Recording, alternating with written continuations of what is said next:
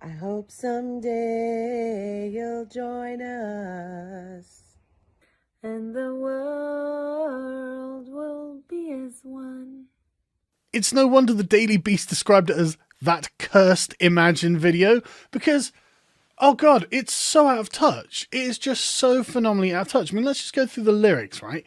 And we'll see that this is basically the reason for the problem, right? Imagine there's no heaven. It's easy if you try. No hell above us, no hell below us, above us only sky. Imagine all the people living for today, right? I hate the way that begins. I hate this conception, right?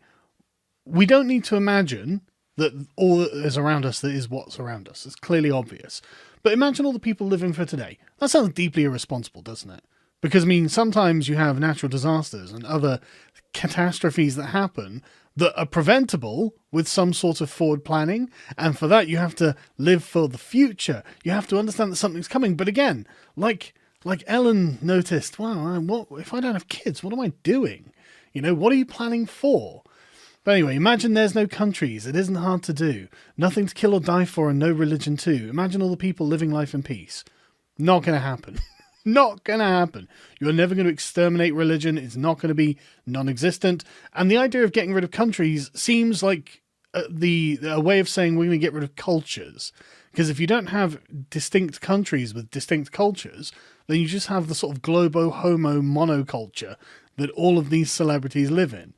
I don't want that. I like the plurality of countries upon the earth, and I think that they're not all the same. There is not just one universal set of ethics or morals or general feeling and sort of tone of culture. Each one has a different one, and there are definite advantages to some over others. But not only that, people are going to be particular about the ones that they particularly like. I like Greece a lot, man. I love going to Greece.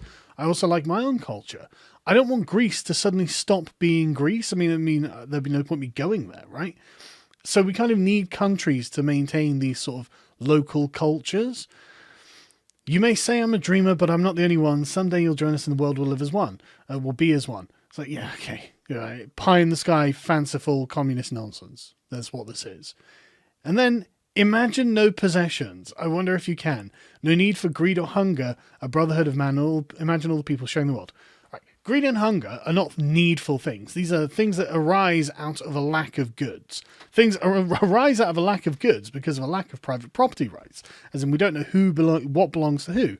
And it really does strike me as the very apex of hypocrisy for a bunch of multi-millionaire celebrities, each one worth 10 to 30 million, if not more, in that video, who are saying, imagine no possessions. So why don't you try imagining no possessions, all right?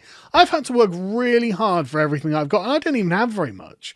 And then YouTube just come along, whack, demonetize, get fucked. You don't deserve possessions. But these guys who are sat there at the very top of the ivory tower, the very pinnacle, looking down into the clouds, wondering, oh, maybe we'll sing a little song for the mortals.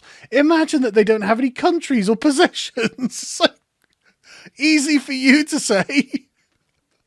I imagine your stockpiles are quite massive, aren't they? Christ on a bike. Like there are people who are going to go hungry because of